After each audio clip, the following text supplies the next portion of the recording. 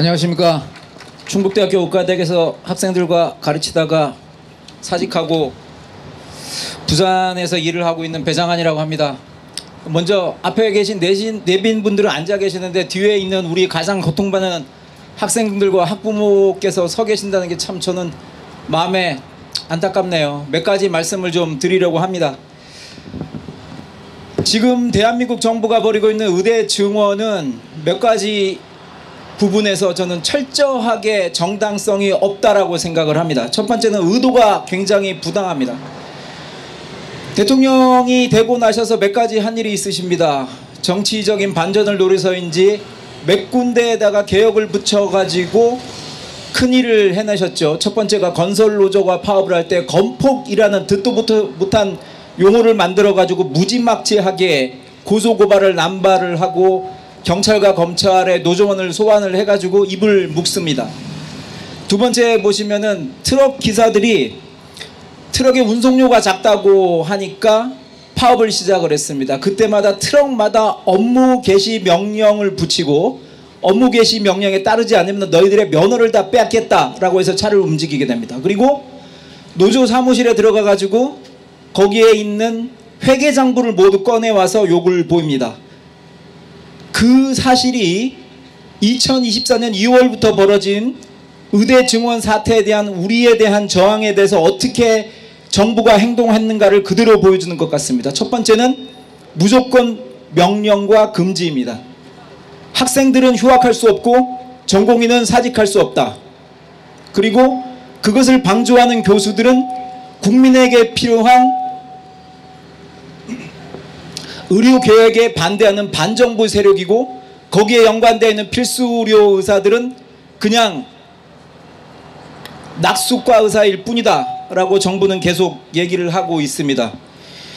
2003년부터 본격적으로 의대 증원에 군부를 지피고 정권에 아부하는 주요 언론을 끼고 국민에게 필요한 의료개혁의 추진을 방해하는 의료인이란 누명을 의과대학 교수에게 씌우기 시작했고 전혀 근거가 없는 의대 증원을 시작으로 근거 없는 정책을 추진함으로써 국민들이 의료 이용에 어려움을 겪고 고통을 초래하고 의학교육의 근간이 무너져 미래의사의 양성이 불가능하다고 하는 의학교육계의 저항에 이전 소위 개혁 추진에 사용했던 방법을 그대로 사용해서 업무 개시 명령하고 사직 금지 명령하고 휴학 승인 금지 명령하고 학칙 개정에 저항하는 대학에 대해서 업무 강제 지도하겠다. 그리고 그래도 말을 듣지 않으면은 전체 대학의 총원을 줄이겠다는 깡패 수준의 압박을 계속해왔습니다. 정부의 정책 추진 어디에도 논의와 수기라고 하는 민주주의의 모습은 찾아보기가 힘듭니다.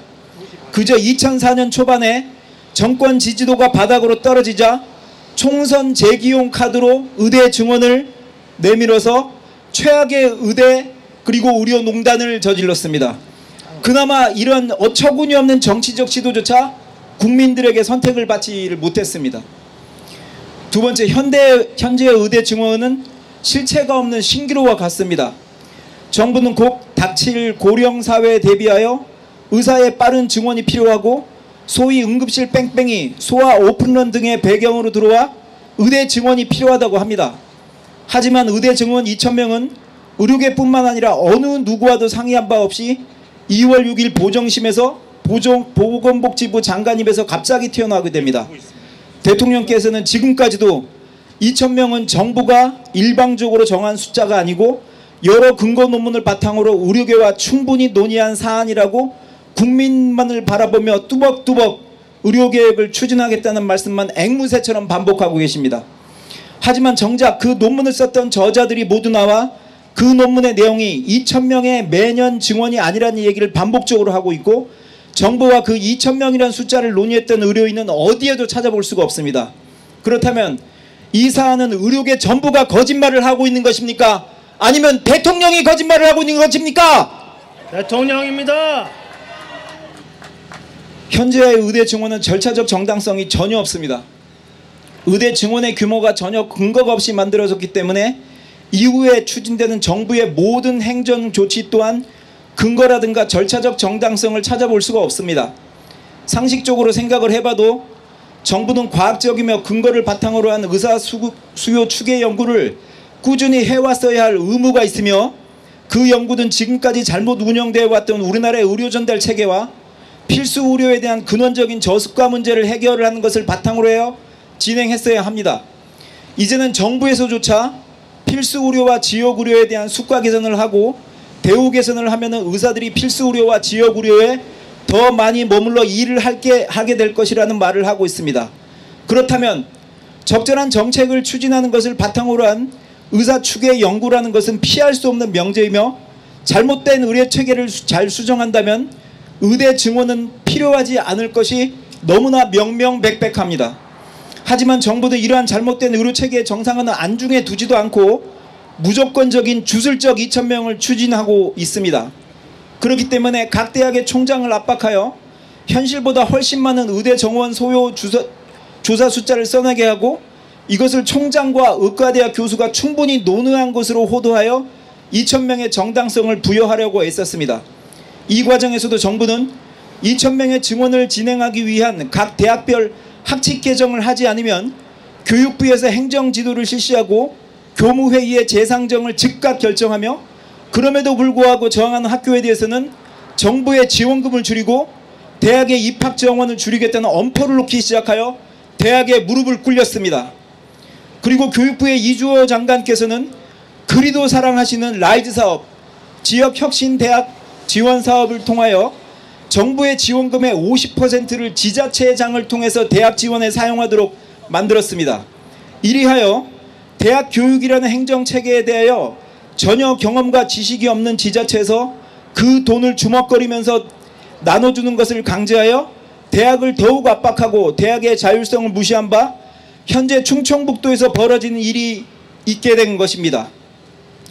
도지사가 의과대학 정원에 직접 관여하는 게 옳은 것입니까?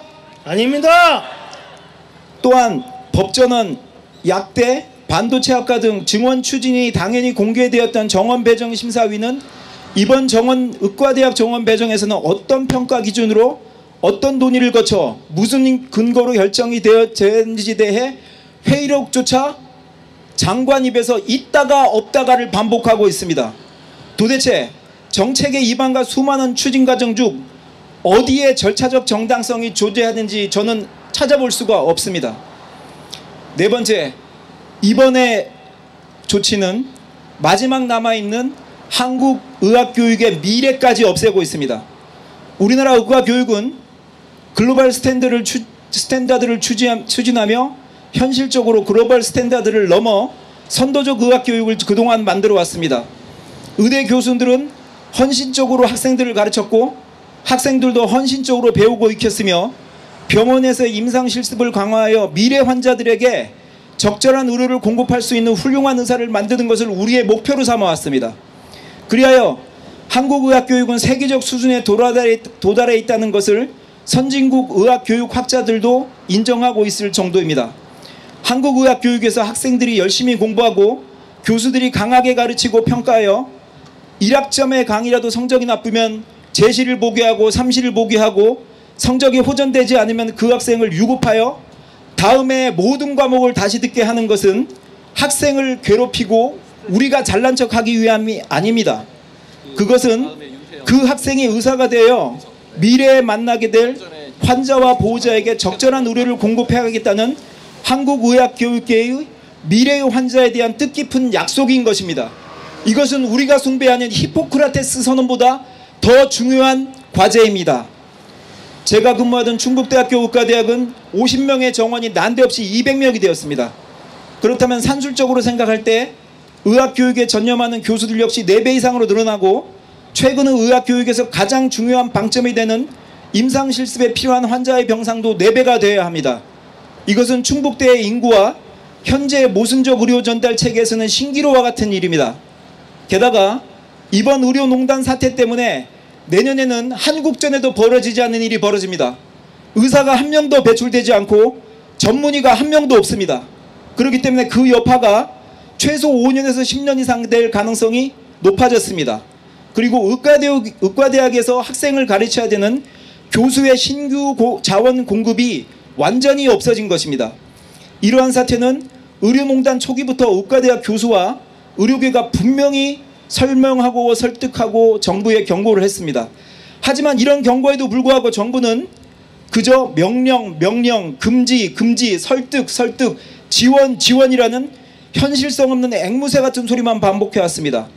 이제는 이러한 연이은 실책에도 모자라서 한국의학교육을 글로벌 스탠다드로 올려놓은 한국교육평가원의 운영 지침에 부정한 손을 대어 의학교육에 매진하고 있는 평가원장과 이를 돕고 있는 의과대학 교수들을 역을 보이고 있으며 7개월 가까이 수업을 받지 않아 당연히 유급되어야 할 학생들에게 유급을 허락하겠다고 하는, 그리고 휴학을 승인하겠다고 하는 서울대학교 의과대학 학생에게 초고강도 감사라는 칼을 빼어들어 의학교육계를 압박하고 있습니다. 이것은 도저히 문명사회에서 있어야 될 일이 아닙니다. 의과대학 교수님, 그리고 의학도 학부모님께 말씀드립니다. 정부의 이번 정책 추진은 한치의 정당성이 없습니다. 그리고 우리의 분노와 우리의 저항은 한치의 잘못이 없습니다. 우리가 저항하는 이유는 우리의 밥그릇을 지키려 하는 것이 아니라 우리 앞에 나타날 미래의 환자와 보호자에게 대한 숭고한 약속인 것입니다.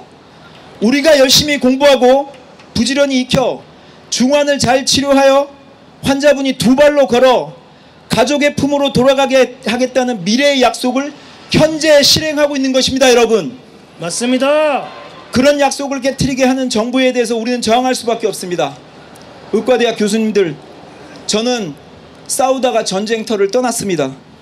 늘 제가 남긴 충북대병원의 심장내과 환자와 그리고 충북대학교 내 사랑하는 학생들과 함께했던 동료 교수님을 생각하면 저는 매일매일 밤마다 가슴이 미어집니다.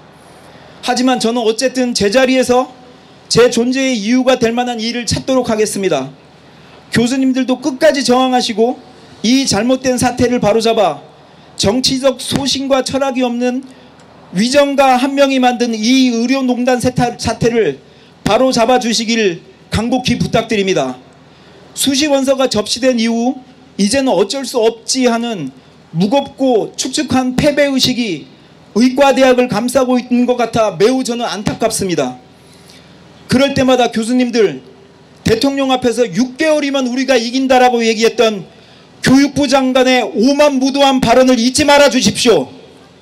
교수님, 지금은 행동하실 때입니다. 지금의 사태는 누구도 이길 수 없고 국민이 도탄에 빠지는 잘못된 싸움임을 정부가 뼈저리게 느끼게 해주십시오. 부탁드립니다. 저는 의학교육평가원의 부원장 겸 이제 기본의학 교육을 평가하는 의학교육 인증단 단장으로 있는 경희대학교 명예교수 윤태영입니다. 반갑습니다.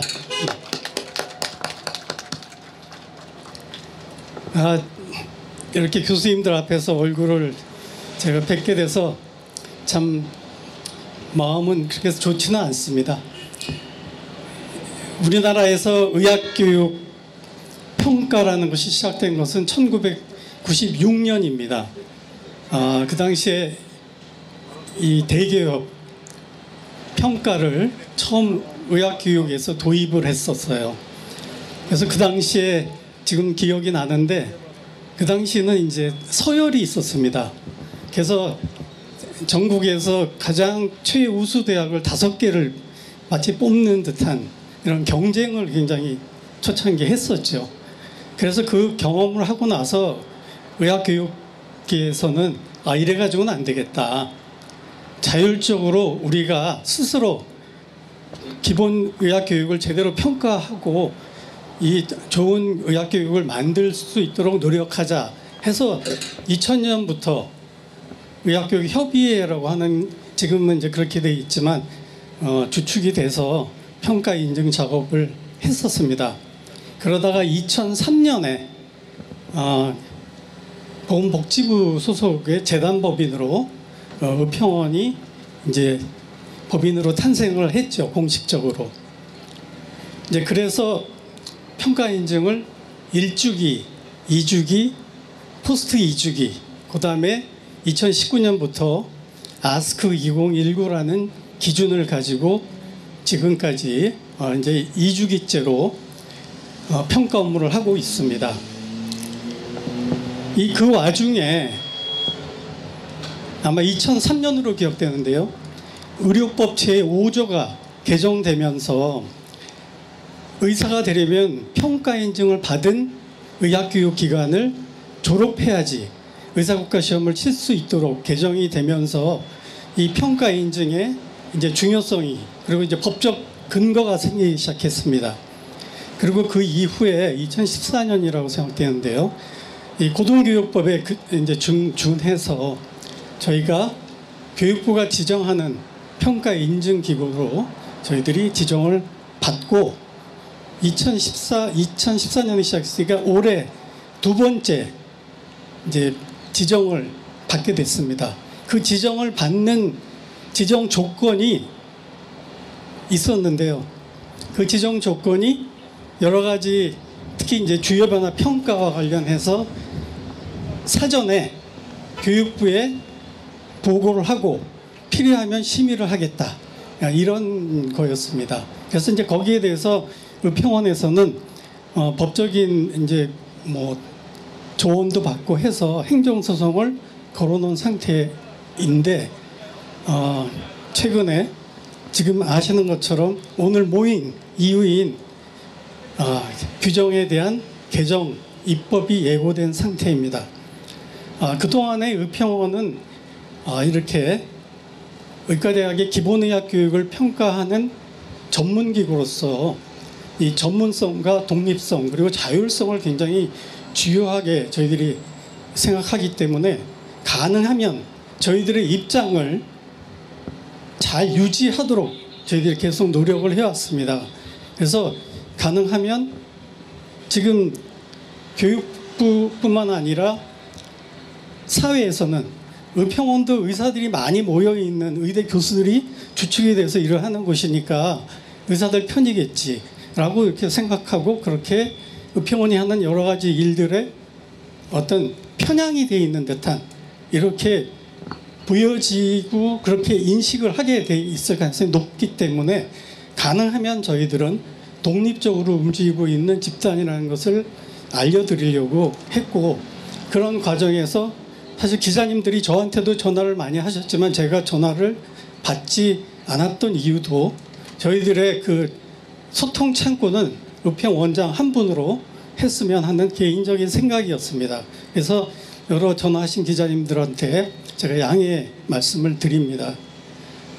이제 그러던 차에 이런 일들이 벌어지게 돼서 저희들이 이제 내부 회의를 지금 의평원 소속의 교수님들은 한 70분 정도 각 의과대학에서 역할을 하고 계시고 또 지금 현재 다음 주에도 지금 8개 대학에 대한 중간평가의 현장 방문 평가를 지금 이제 진행하고 있습니다.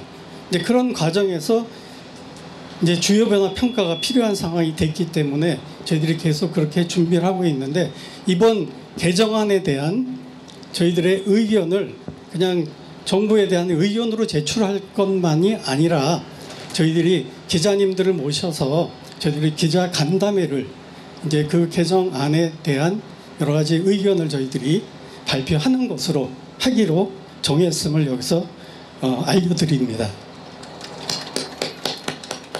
그래서 그동안에 20년 넘게 의평원에서 일을 하면서도 이렇게 의대 교수님들의 지지를 많이 받았던 적도 없는 것 같고 또 이렇게 학부모님들의 지지 또 의평원이 이렇게 세상에 알려진 것이 참 좋은 일은 아니라고 생각하지만 어쩔 수 없는 상황이라고 생각하고 저희들의 입장을 가지고 향후에 이렇게 저희들의 자율적으로 또 전문 기구로서의 역할을 할 것을 알려드리며 지속적인 지지와 격려 그리고 이해를 부탁드립니다.